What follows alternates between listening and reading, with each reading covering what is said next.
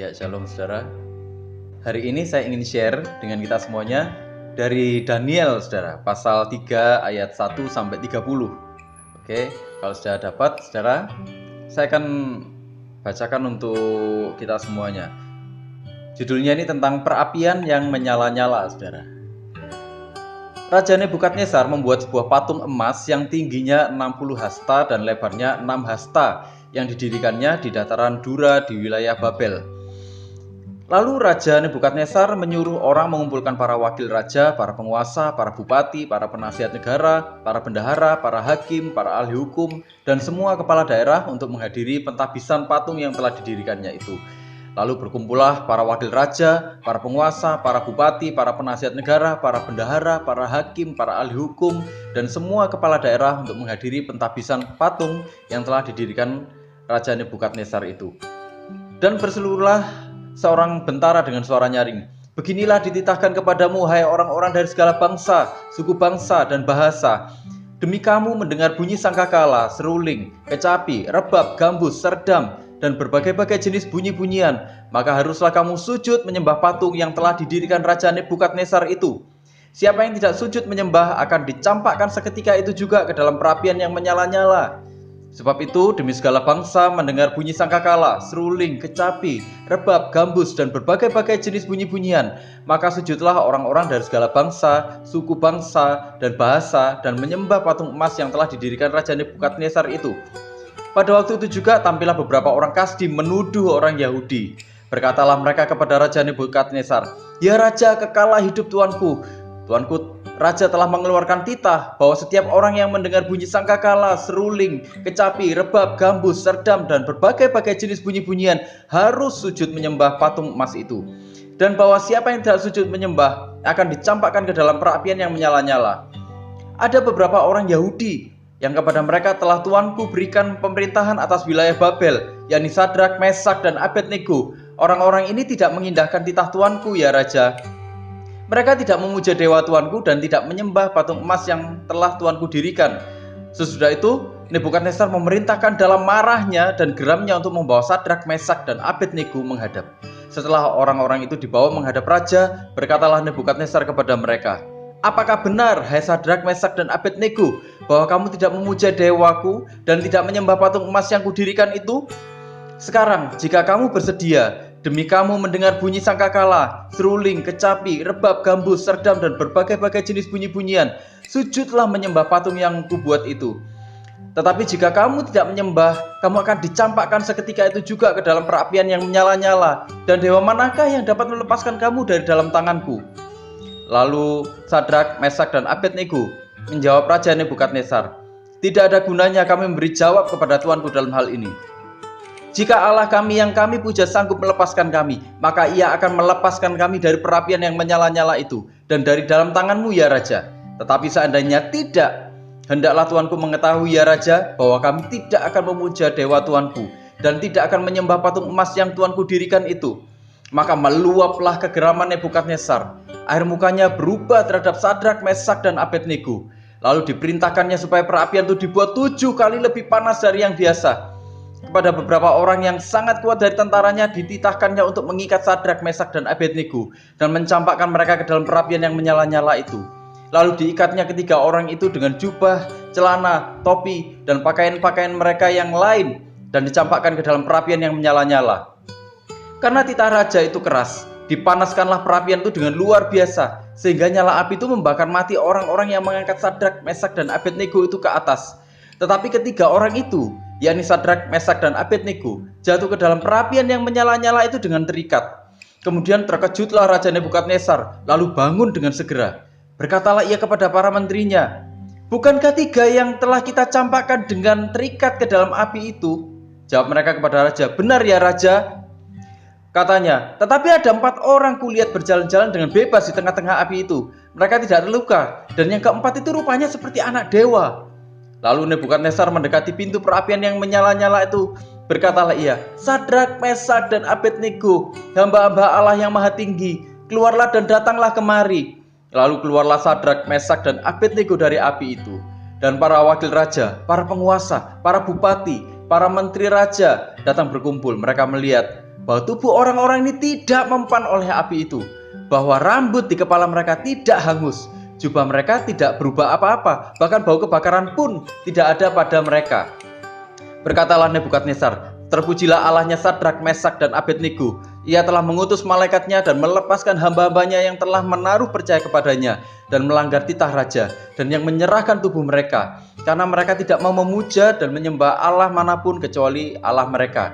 Sebab itu aku mengeluarkan perintah bahwa setiap orang dari bangsa, suku bangsa, atau bahasa manapun ia yang mengucapkan penghinaan terhadap Allahnya Sadrak, Mesak, dan Abednego akan dipenggal-penggal dan rumahnya akan dirobohkan menjadi timbunan puing, karena tidak ada Allah lain yang dapat melepaskan secara demikian itu.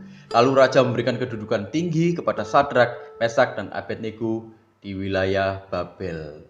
Saudara, Nebukadnezar ini mulai sombong, saudara, ya, kelihatannya. Jadi dia membangun satu patung. Patung ini mungkin ini patung kayak tugu, ya, saudara, ya. Tingginya dibilang sekitar 60 hasta. Satu hasta itu sekitar 50 sentian, saudara, ya. Lebarnya 6 hasta. Jadi itu sekitar tingginya 30 meter, lebarnya 3 meter, saudara. Jadi meninggi, ya.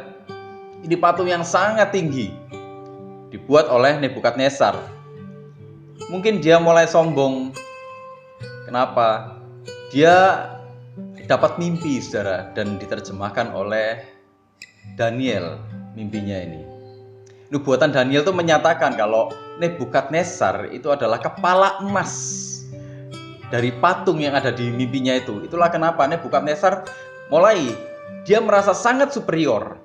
Apalagi waktu itu Nebukadnezar ini mulai mencapai banyak kemenangan, saudara. Kerajaannya itu mulai sangat berkuasa.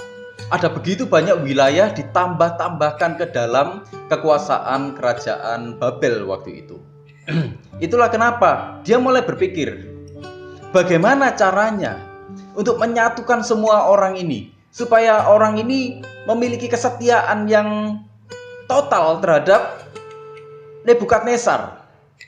Jadi Nebukadnezar mulai mempolitisasi agama. Jadi saudara, politik agama itu sebenarnya sudah ada jauh, gitu ya. Itu akarnya sudah jauh sekali. Zaman dulu itu sudah begitu banyak. Dan itu pun dilakukan oleh Fir'aun, dilakukan oleh raja-raja Romawi, gitu ya. Jadi mereka membuat satu patung atau simbol-simbol. Mereka nyuruh orang-orang yang ada di seluruh wilayah kekuasaannya itu untuk menyembah patung ini. Untuk apa? Sebenarnya itu untuk meningkatkan kesetiaan terhadap penguasa. Kali ini terhadap Nebukadnezar. Nebukadnezar sebenarnya sedang meninggikan dirinya sendiri. Mereka menuntut orang setia kepada dia, bukan kepada Tuhan, tapi kepada dia. Dalam kesombongannya, dalam ambisi-ambisinya, dia mempolitisasi agama. Memang agama itu kalau dipolitisasi, saudara, itu jahat sekali. Nah, saudara, waktu itu, ya, waktu kejadian itu, kita bisa melihat ada orang-orang yang iri juga terhadap orang-orang Yahudi. Nah, waktu mereka melihat ada kesempatan, trio Sadrak, Mesak, dan Abednego atau trio SMA ini, saudara, ya, mereka gak melakukan apa yang Nebukadnezar suruhkan. Dipanggillah mereka. Tapi mereka gak takut, gitu loh, saudara. Mereka gak takut.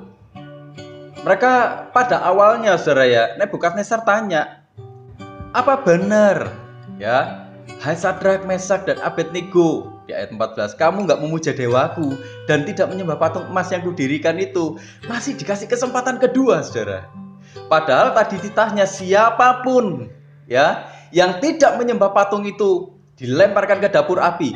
Tapi, nah, ini menunjukkan bahwa Sadrak, Mesak, dan Abednego ini punya tempat sebenarnya di pikiran dan hati raja. Karena mereka orang-orang yang maksimal, mereka orang-orang yang bekerja dengan sangat baik. Itulah kenapa mereka dikasih kesempatan kedua, Mas. Ditanya, ya kan? Tapi mereka justru tidak mengindahkan. Itulah kenapa Nebukadnezar jadi marah sekali. Seorang raja, saudara. Tapi pada umumnya semua raja sangat tidak menyukai penolakan. Dan inilah yang terjadi. Karena mereka menolak, dibuanglah mereka ke dapur api. Panaskan 7 kali lipat. 7 kali lipat ini menggambarkan panasnya itu harus maksimal. Benar-benar maksimal. Dilemparlah mereka. Tapi Nebukadnezar, loh, bukankah kita tadi lihat ada 3 orang yang kita lempar? Ini kenapa kok jadi 4 gitu ya? Dia mulai tanya, yang lempar kan dia, tapi dia ngomong ke orang-orang, kita tadi melempar gitu ya. Dia mulai menyeret orang lain ya dalam kesalahannya. Nah, inilah saudara, saya ingin fokus di ayat ke 18, saudara. Tetapi seandainya Tuhan tidak menolong ya, hendaklah Tuanku mengetahui, ya Raja, bahwa kami tidak akan memuja dewa Tuanku dan tidak akan menyembah patung emas yang Tuanku dirikan itu. Lah, ini saudara, ini sesuatu yang sebenarnya sangat langka kita jumpai, saudara. Bagaimana orang memahami iman hari-hari ini? Bagaimana orang memahami bahwa iman itu adalah kita berdoa, kita minta, kita yakin bahwa kita sudah dijawab sama Tuhan, atau kita yakin kita akan menerima jawaban-jawaban doa dari Tuhan, itulah iman. Nah, kalau doanya nggak dijawab sama Tuhan bagaimana? Ini dia. Sadrak, Mesak, dan Abednego menghadapi situasi yang seperti itu, saudara. Dia bahkan nggak tahu imannya kepada Tuhan itu akan, dalam bahasanya sekarang, apakah akan bertepuk sebelah tangan? Apakah Tuhan, dia nggak tahu apakah Tuhan akan menjawab seperti bahasa atau pemahaman yang kita yakini hari ini. Kalau kita ada di posisi Sadrak, Mesak, dan Abednego hari itu, saudara, apa yang akan kita lakukan, saudara? Apa yang kita pikirkan? Apakah kita berpikir, wis kita gambling aja lah? Atau kita berpikir, kenapa Tuhan memperhadapkan aku pada situasi-situasi yang seperti ini? Kenapa Tuhan memperhadapkan kepadaku situasi antara hidup dan mati, dan aku cuma bisa memilih hidup atau mati? Apa yang akan kita pikirkan? Atau apa yang akan kita pilih kalau kita ada dalam situasinya Sadrak, Mesak, dan Abednego? Saya berpikir, saudara ya, untuk orang-orang yang memahami bahwa iman itu adalah jawaban dari doa, keyakinan mereka tentang jawaban doa dari Tuhan, saya rasa orang-orang seperti ini akan begitu kecewa mungkin dengan Tuhan. Ya. Nah, kita akan sama-sama belajar, kita akan sama-sama merenungkan, saudara, supaya perjalanan iman kita kepada Tuhan itu bukan perjalanan iman yang sepertinya itu bertepuk sebelah tangan. Kita kadang-kadang berpikir, ya, Tuhan, aku sudah melakukan ini, kenapa sih Tuhan aku kok ada dalam situasi ini? Atau mungkin kita dihakimi sama orang. Waktu kita ada dalam situasi yang menurut banyak orang itu situasi yang gak seharusnya kamu ada di sana. Mungkin kita sedang ada di dalam proses, orang mungkin berpikir kamu terlalu banyak dosa, atau mungkin kita dihakimi seperti itu oleh banyak orang. Kamu terlalu banyak berdosa, makanya kamu ada dalam situasi seperti itu. Kita akan sama-sama belajar supaya iman kita ini sama-sama bertumbuh, supaya iman kita kepada Tuhan itu bukan iman yang abal-abal, saudara. Sebenarnya dalam hidup ini, saudara, selalu ada godaan untuk menyembah berhala, ya kan? Penyembahan berhala itu tujuannya apa sih? Penyembahan berhala itu selalu bertujuan untuk apa? Memalingkan manusia dari memandang Tuhan. Jadi ibaratnya gini, kita sekarang lagi fokus gini ya. Sekarang misalnya saya lagi fokus memandang saudara semua. Tapi tiba-tiba ada sesuatu yang kelihatannya tuh lebih menarik di sisi yang lain. Misalnya di sisi sebelah kanan saya. Itulah kenapa saya noleh ke kanan terus. Mulai nggak memandang saudara semua. Mungkin saya ngomong sama saudara, tapi pandangan saya mulai ke sana. Pikiran saya mungkin masih ke arah saudara. Ya, mata saya tapi mulai ke arah kanan. Pelan-pelan pikiran saya pun akan mulai ke arah kanan. Ya, karena pikiran saya mulai ke arah kanan melihat sesuatu yang saya anggap lebih menarik. Lama-lama pikiran saya, perbuatan saya, tindakan saya itu akan tertuju ke kanan juga, ke sesuatu yang atau ke objek yang lebih menarik itu. Saya mulai nggak ngomong lagi dengan saudara. Ya, saudara mulai bingung, ini Sony ini gimana sih? Ini Sony ini ngomong sama siapa? Kok nggak fokus kayak gini? Nah, itu loh saudara. Jadi tujuan dari penyembahan berhala itu adalah untuk memalingkan manusia dari pandangan mereka terhadap Tuhan. Kita mungkin merasa kita sudah diselamatkan. Ya, kita mungkin berpikir bahwa, loh aku pergi ke gereja kok. Loh aku baca Alkitab kok. Loh aku ikut ini kok, ikut ibadah-ibadah kok. Tapi selalu ada cara dari iblis untuk mencapai tujuannya itu. Memalingkan pandangan kita dari pandangan terhadap Tuhan kepada pandangan yang lain. Sebenarnya pandangan kita ke yang lain itu adalah pandangan kita kepada iblis. Gitu loh. Jadi waktu kita mulai memandang yang lain, kita sebenarnya bukan memandang materi, kita bukan memandang kedudukan, bukan itu saudara yang kita pandang, tapi sebenarnya kita sedang mulai memandang iblis. Ingat saudara, bahwa iblis itu seteru. Kalau iblis itu seteru, selalu berseberangan dengan Tuhan. Kalau kita nggak memandang Tuhan, ya kita pasti memandang iblis. Udah gitu aja. Berhala tuh banyak sekali. Iblis menciptakan begitu banyak berhala di dunia. Ada berhala kenyamanan. Ada juga berhala yang sifatnya tekanan-tekanan. Kenyamanan dan tekanan itu sama peluangnya. Sama besar peluangnya untuk memalingkan kita dari memandang Tuhan kepada memandang yang lain.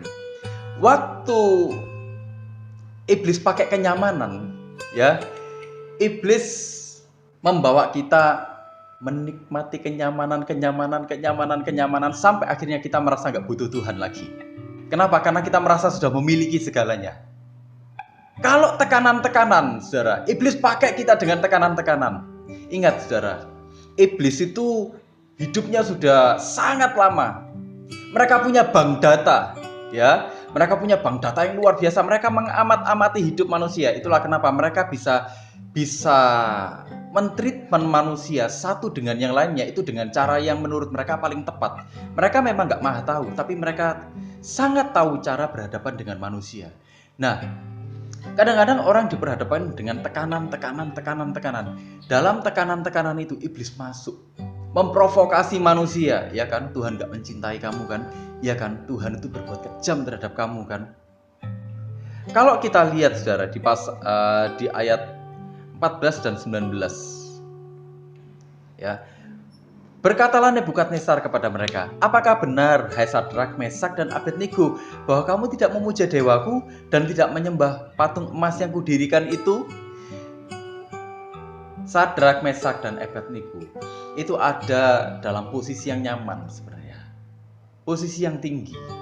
Lihat, Nebukadnezar nggak langsung menghukum mereka, saudara. Dikasih kesempatan kedua supaya mereka bisa tetap hidup dalam kenyamanan. Siapa orang nggak mau hidup dalam kenyamanan? Semua orang pasti ingin hidup dalam kenyamanan. Bener nggak, saudara? Ya kan? Semua orang ingin hidup dalam kenyamanan. Itulah kenapa, saudara. Karena insting seperti itu, bahkan waktu mereka mengikut Tuhan, insting seperti itu selalu mereka bawa.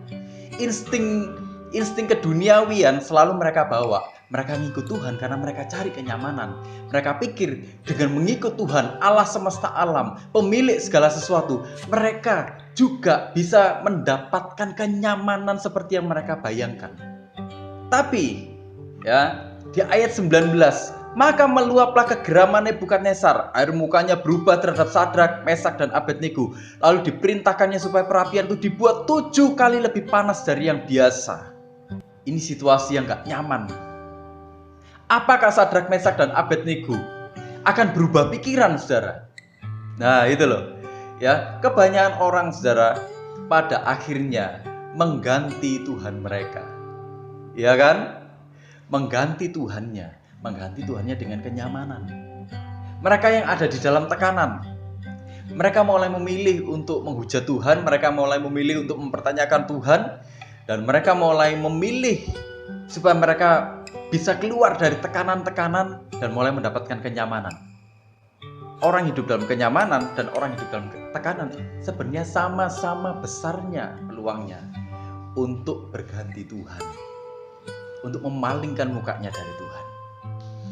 Itulah kenapa saudara di Roma 1 ayat 23 saudara, ya saya bacakan aja. Dikatakan gini saudara, mereka menggantikan kemuliaan Allah yang tidak fana dengan gambaran yang mirip dengan manusia yang fana, burung-burung, binatang-binatang yang berkaki 4, atau binatang-binatang yang menjalar. Dalam konteksnya hari ini saudara, bukan cuma apa yang mirip, ya, tapi apa yang diinginkan manusia sebenarnya. Nah saudara, itulah kenapa sebenarnya segala hal di dunia ini kita harus hati-hati, sangat berpeluang untuk menjadi berhala. Nah, yang harus kita hati-hati apa? Setiap godaan berhala sebenarnya itu bukan sesuatu yang jauh dari kita, saudara.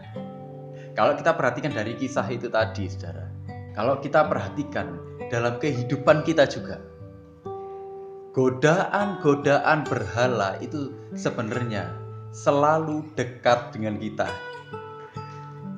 Godaan-godaan berhala selalu apa yang dekat dan apa yang kita nikmati. Jadi kita harus hati-hati dengan apa yang ada pada kita. Ya, kalau kita punya jabatan yang tinggi, kita harus hati-hati supaya jabatan itu tidak menjadi berhala kita, supaya jabatan itu tidak memalingkan kita dari wajah Tuhan. Kalau kita punya pekerjaan yang bagus, kita harus hati-hati supaya pekerjaan itu tidak memalingkan kita dari Tuhan. Kalau kita punya materi, kita harus hati-hati supaya materi itu tidak memalingkan kita dari wajah Tuhan. Kalau kita sedang ada dalam penderitaan saudara hari-hari ini, kalau kita sedang ada dalam pergumulan, kita harus hati-hati supaya pergumulan itu tidak membuat kita berpaling daripada Tuhan.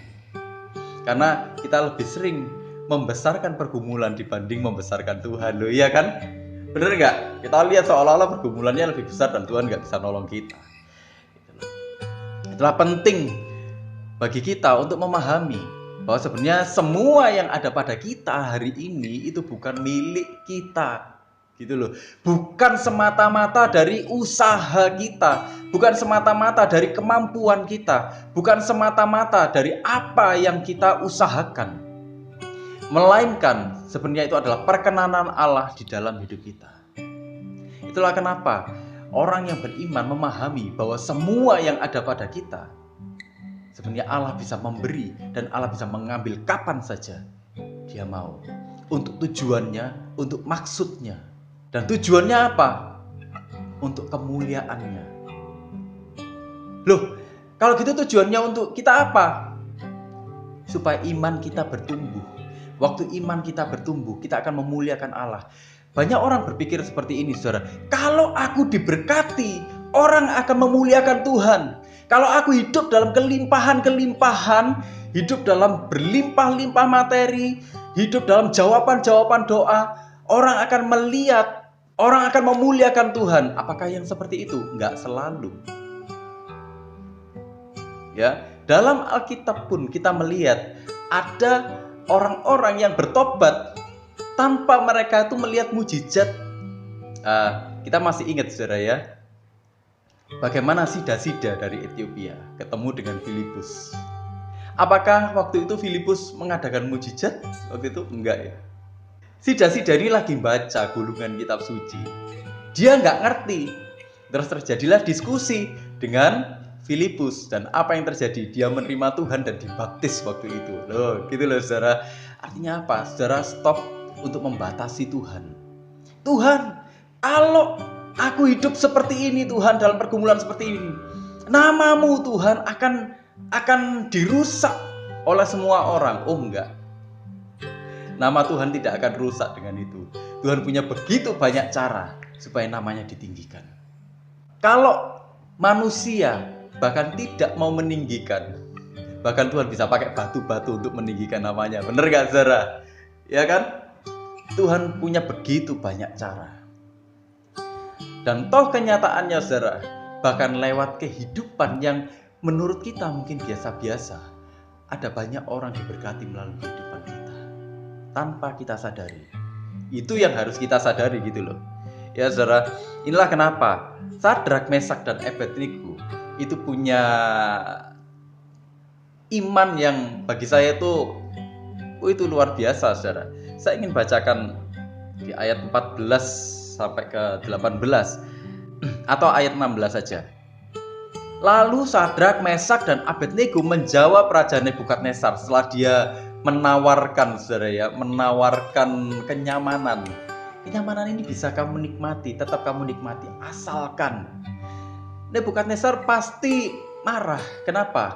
Karena ketidaktaatan mereka akan membuat yang lainnya bisa mengikuti jejak mereka, kan gitu. Belum lagi itu ego, gitu loh saudara. Egonya Nebukadnezar, aku raja dan orang membantah aku.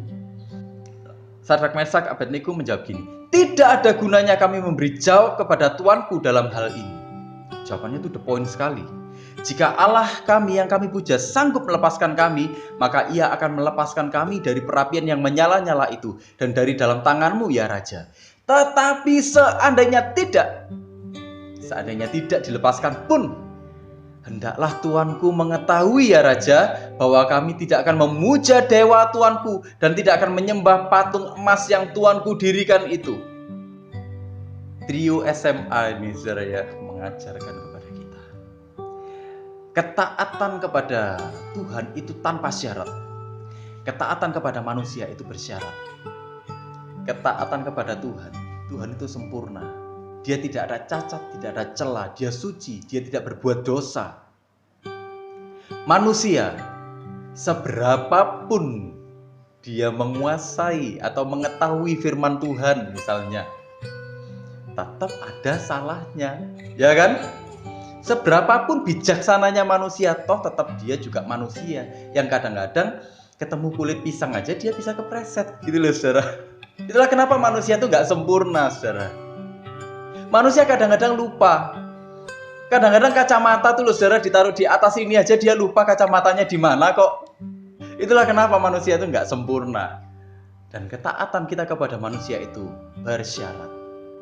Kita taat kepada manusia sepanjang dia tidak menyuruh kita menyembah berhala. Oh gitu ya. Jadi sebenarnya Sadrak, Mesak, Abednego itu mengajarkan kepada kita, apapun yang menjauhkan kamu kepada Tuhan, kamu tidak bisa bersama dengannya. Sadrak, Mesak, Abednego memiliki keyakinan yang teguh. Kenapa? Karena mereka ini memiliki pengetahuan, mereka memiliki pengenalan yang penuh dalam iman mereka terhadap Tuhan. Kalau mereka nggak memiliki pengenalan yang penuh, mereka nggak memiliki pengetahuan yang penuh kepada Tuhan, saya rasa mereka akan murtad dari itu, saudara. Mereka akan berkompromi dengan Nebukadnezar. Yalah, sudahlah, nggak apa-apalah. Apa yang mereka katakan sebenarnya menunjukkan bahwa mereka ini nggak tahu loh, saudara, nasibnya bagaimana. Bisa-bisa mereka mati. Mereka nggak tahu. Kalaupun tidak, dia bilang, seandainya tidak, kita tetap nggak akan menyembah dewamu, Raja. Bahkan waktu mereka lagi diseret ke atas, ya, mau dilemparkan, mereka tetap tidak menolak. Mereka padahal nggak tahu. Ya kalau Tuhan nolong lah, kalau nggak nolong, gimana kalau Tuhan nggak nolong? Ini hidup dan mati loh. Tapi sebenarnya saudara ya, kita bisa melihat fokusnya mereka, fokusnya Sadrak, Mesak, dan Abednego itu bukan ada pada pembebasan fisik. Seperti hari-hari ini banyak orang berpikir seperti itu. Kita mengikut Tuhan, tandanya kita diperkenan Tuhan itu apa? Hidup kita melimpah-limpah. Hidup kita apa? Oh nggak ada masalah, kalau ada Tuhan, koreksi. Ayo, kamu salah apa sama Tuhan? Ayo, pernah nggak kita dihakimi orang seperti itu, saudara? Tapi Sadrak, Mesak, dan Abednego ini enggak. Mengajarkan kepada kita, menunjukkan kepada kita. Apa yang mereka lakukan sebenarnya adalah sebuah kepercayaan yang mutlak. Mereka penuh ketabahan. Apapun yang terjadi, mereka yakin aja. Mereka yakin Tuhan pasti bersama-sama dengan mereka. Itulah kenapa Tuhan tidak tergantikan, ya. Kalaupun aku mati hari ini, aku akan bersama-sama dalam hadirat-Nya. Itu. Jadi ini bentuk iman yang tertinggi, saudara. Apa? Penyerahan total. Kalaupun mereka mati, mereka yakin mereka akan ketemu sama Tuhan di dalam hadirat-Nya. Mereka akan bersuka cita selamanya. Kenapa? Ini adalah bagian yang tidak tergantikan. Ini adalah bagian yang terbaik bagi mereka. Sepertinya mereka ini memahami bahwa dunia ini sudah rusak total. Dunia ini sudah penuh dengan kerusakan, penuh dengan dosa, penuh dengan segala sesuatu yang tidak sempurna, penuh dengan kesakitan, penuh dengan penderitaan. Itulah kenapa waktu mereka maju, mereka dihukum pun, mereka mati pun gak masalah. Selesai, dan kita akan menikmati sukacita bersama dengan Dia selama-lamanya. Mereka merindukan tanah air yang sesungguhnya, tanah air surgawi. Gitu saudara. Jadi apapun yang terjadi, aku mati sekalipun, justru aku akan memulai kehidupan yang baru dengan Tuhan. Itulah kenapa aku gak takut. Saudara, kita bisa melihat mereka memahami bahwa Tuhan itu sebenarnya gak selalu melakukan seperti apa yang kita doakan dan harapkan. Tapi setiap proses selalu diizinkan Tuhan, dalam pengetahuan Tuhan, dalam kebijaksanaan Tuhan. Untuk apa? Untuk membawa iman kita sampai kepada puncak. Dan puncaknya ini ternyata bukan jawaban doa. Berapa banyak saudara orang mengalami jawaban-jawaban doa, tapi waktu mereka mengalami jawaban-jawaban doa, mereka makin diberkati, mereka makin melimpah-limpah, justru hatinya makin berubah. Kita harus ingat, kita harus hati-hati saudara. Sebenarnya kelimpahan itu mengubah hati. Penderitaan pun itu juga bisa mengubah hati, gitu loh. Ya, jadi sebenarnya sama-sama berbahayanya. Tapi apapun yang terjadi dalam hidup kita itu diizinkan sama Tuhan untuk membawa iman kita sampai kepada puncaknya. Kalau kita mengalami sakit penyakit, kalau kita mengalami kesulitan hari-hari ini, kita nggak tahu apa yang akan terjadi ke depan. Iya, memang kita nggak tahu apa yang akan terjadi ke depan. Sadrak, Mesak, dan Abednego pun seperti itu, nggak tahu apa yang akan terjadi ke depan. Tapi mereka cuma berserah total aja sama Tuhan. Mereka cuma percaya aja Tuhan tetap bersama dengan mereka. Iman itu bukan soal jawaban doa. Apa yang akan Tuhan berikan nanti? Bukan. Iman itu bukan bargaining. Iman itu bukan tawar-menawar dengan Tuhan. Bukan. Iman itu soal hati kita yang selaras dengan Tuhan. Hati kita yang akhirnya itu senada dengan Tuhan. Kita memahami detak jantungnya Tuhan. Kita memahami, kita mengikuti aliran darahnya Tuhan. Kita mengikuti kehendaknya Tuhan. Apa yang Dia pandang, kita pandang. Apa yang ingin Dia lakukan, kita lakukan. Apa yang Dia pikirkan, kita pikirkan. Nah itu loh saudara, iman adalah soal penyerahan total kita kepada Tuhan. Tidak peduli apapun keadaannya. Saudara, kalau iman itu cuma soal mujizat saudara ya. Orang-orang yang martir zaman-zaman dulu tuh saudara, yang tidak mendapatkan pertolongan dalam tanda kutip seperti yang kita bayangkan saat ini saudara. Mungkin mereka orang yang berhak kecewa dengan Tuhan. Tapi apakah mereka seperti itu? Enggak, saudara. Mereka tetap dengan setia sampai mereka mati. Berapa banyak mereka mati disiksa, berapa banyak mereka mati dengan dibunuh secara brutal.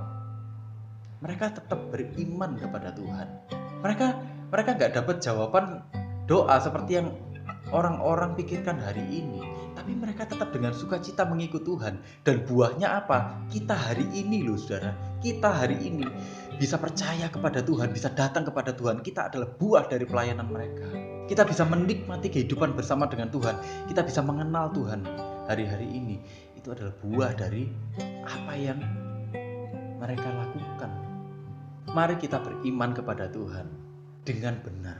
Mari kita beriman kepada Tuhan karena pengenalan kita kepada Tuhan. Karena kita mengenal Tuhan sungguh-sungguh, kita makin percaya kepada Tuhan. Karena kita mengenal Tuhan sungguh-sungguh, kita makin ingin melakukan kehendak Tuhan. Itulah iman yang sesungguhnya. Amin saudara. Mari kita makin dewasa di dalam iman kita. Mari kita bukan jadi seperti anak-anak yang hanya menuntut. Mental kekanak-kanaan, orang-orang yang kekanak-kanaan, orang yang selalu menuntut. Kok nggak gini sih Tuhan, kok nggak gini sih Tuhan, kok nggak gini sih Tuhan. Waktu kita terus-terusan menuntut, atau waktu kita lengah, secara iman kita berhenti. Waktu kita mulai berpaling daripada Tuhan, kita berhenti bertumbuh. Dan itulah yang diharapkan iblis. Jangan pernah mau ditipu oleh iblis. Dalam pergumulan, dalam kenyamanan, iblis selalu berusaha menipu kita. Iblis nggak berhenti di salah satu aja, saudara. Oh, kalau kita sudah diberkati dan kita hidup dalam kenyamanan, oh iblis berhenti menggoda. Enggak, saudara. Dalam kenyamanan, dalam penderitaan, iblis selalu menggoda kita, berusaha memalingkan kita dari Tuhan. Saudara, ayo kita seperti Sadrak, Mesak, dan Abednego ini, saudara. Ya, terus memandang Tuhan, terus ada dalam keyakinan yang penuh dengan Tuhan, dan biarkan kita makin mengenal Tuhan tiap hari. Ya, seumur hidup kita, saudara, sampai kita nanti dipanggil pulang ke rumah Bapa, itu adalah waktu-waktu kita belajar, waktu-waktu kita mengenal Tuhan lebih sungguh-sungguh. Dan disitulah kekristenan kita akan begitu berarti, kekristenan kita akan begitu hidup, kekristenan kita akan kita nikmati, dan orang lain pun juga akan menikmati kehidupan kita. Amin, saudara. Yuk kita sama-sama berdoa.